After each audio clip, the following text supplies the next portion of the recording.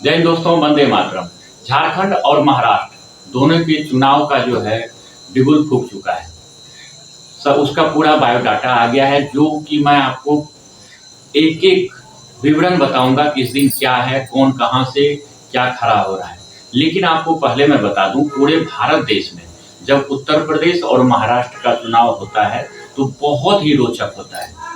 इस पे पूरे देश नहीं, पूरे वर्ल्ड का नजर आता है, क्योंकि उत्तर प्रदेश में सबसे ज्यादा सीट है और जो मध्य प्रदेश यहाँ महाराष्ट्र है वो आर्थिक नगरी कहा जाता है और वहाँ पे किसकी सरकार बनेगी ये पूरे वर्ल्ड के इकोनॉमी पे ध्यान दे सबका असर पड़ता है।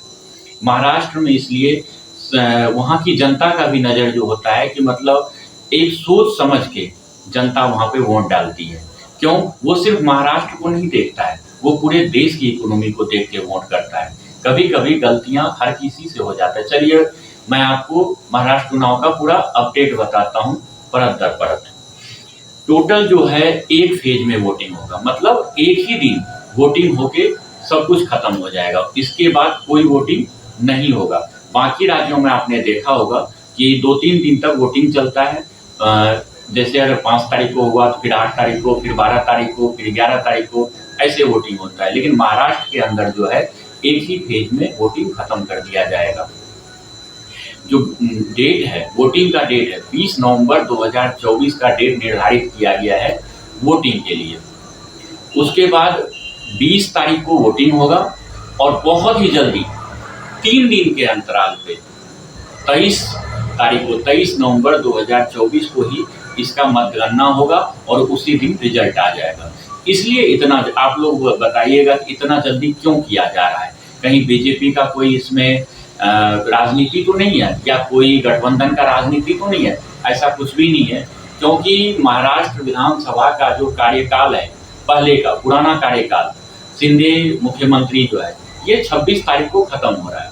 अगर 23 तारीख तक परिणाम घोषित किया जाता है तो 25 तारीख तक इसका हर चीज से संपूर्ण हो जाएगा इलेक्शन कमीशन, और महाराष्ट्र में सरकार 26 तारीख को नया बन सकता है। इसलिए इतना जल्दी किया जा रहा है।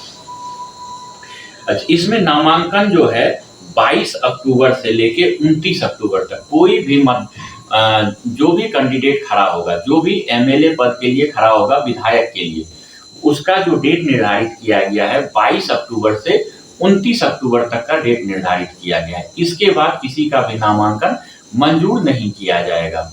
और इसमें एक चीज और कंडीशन होता है कि अगर आपका मान लीजिए मन बदल गया, आपने नामांकन दे दिया है और आपका मन बदल गया कि अब हमें इलेक्शन नहीं लड़ना है। बहुत आदमी का क्या होता है, किसी के दबाव में आ जाता है, या बहुत के पास जितना खर्चा होना चाहिए उतना खर्चा नहीं होता है, धन की कमी होती है, इस कारण से वो नामांकन वापस भी लेता है। जो नामांकन वापसी का जो डेट दिया गया है वो 4 नवंबर तक डेट है इसका। 4 नवंबर 2024 तक आप अपना नामांकन वापस ले सकते हैं, नहीं तो आपका नामांकन वापस नहीं होगा। टोटल मतदाता महाराष्ट्र के अंदर 9.63 करोड़ है। महाराष्ट्र में एक बहुत ही ज्यादा जनसंख्या वोटरों का है। इसमें 1 करोड़ 80 लाख जो है युवा वोटर है। वहां पे 9 करोड़ 63 लाख में 1 करोड़ 80 लाख जो वोटर है वो वहां पे युवा मतदाता है। इससे पता चलता है कि महाराष्ट्र के अंदर जो है युवा मतदाता का जो है बहुत ज्यादा संख्या है वहां पे।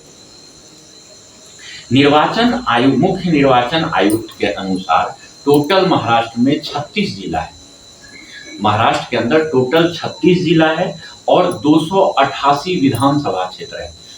288 विधानसभा क्षेत्र का मतलब है कि 288 कैंडिडेट वहां से जीत के विधायिका में जाएगा, और 288 कैंडिडेट जो हैं विधानसभा में, उसके लिए 9.63 करोड़ जनता अपना मत डालेगी कि किसे सरकार चुनना है।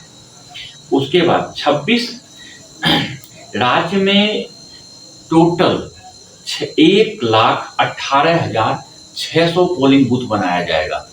सबसे बड़ी बात है 1,18,600 पोलिंग बूथ बनाया जाएगा और हर पोलिंग बूथ के बीच का डिस्टेंस जो है 2 किलोमीटर दिया जाएगा। ये पहली बार हो रहा है दोस्तों। मित्रों, ये पहले नहीं हुआ था, ये पहली बार हो रहा है कि 2 पोलिंग बूथ का जो बीच का डिस्टेंस है उसमें 2 किलोमीटर का महज अंतर रखा जा रहा है, जो कि अगर एक पोलिंग बूथ पे कुछ भी होता है तो दूसरे पोलिंग बूथ को पता चल जाए। अच्छा, इसमें एक चीज और प्रावधान दिया गया है निर्वाचन आयोग के हिसाब से, जिसकी उम्र 85 हो चुका है या उससे ज्यादा हो चुका है या वो दिव्यांग है, विकलांग है, उसको पोलिंग बूथ पे जाने की जरूरत बिल्कुल नहीं है। उसके लिए निर्वाचन आयुक्त ने एक जहां पे वोट डाले जाएंगे, पोलिंग बूथ होगा, वहां से ही एक आदमी जाएगा उनके घर पे और उनका मतदान लेके आएगा। उन्हें कहीं भी जाने की जरूरत नहीं है। एक सुविधा और दिया है मतदाताओं के लिए, जो कि पहले नहीं देखा गया था, कि जब लाइन में लगा हुआ रहता है मतदाता, तो लाइन में जब लगा रहता है तो उनको सुबह से लेके दोपहर हो जाता है एक ही जगह खड़े खड़े, क्योंकि इतनी ज्यादा कहीं कहीं भीड़ रहती है। इस बार उनको खड़ा नहीं रहना पड़ेगा, क्योंकि कतार के बगल में बेंच या कुर्सी लगी हुई रहेगी। अपना आप बैठिए और बैठने के बाद धीरे धीरे आगे बढ़ते रहिए। जैसे जैसे बहुत बड़े बड़े मंदिरों में आपने देखा होगा कि जनता जो श्रद्धालु खड़ा रहता है उसके बगल में बेंच या बैठने का सीट बना हुआ रहता है। वो अलग बात है कि श्रद्धालु नहीं बैठते हैं, लेकिन सीट बना हुआ रहता है। सेम कंडीशन यहाँ पे होगा, बेंच या कुर्सी रख दिया जाएगा और उसी पे रेस्ट करते हुए अपना एक एक करके मतदान देके वहां से निकलेंगे। पूरे चुनाव जितना होगा उस सब का वीडियोग्राफी किया जाएगा।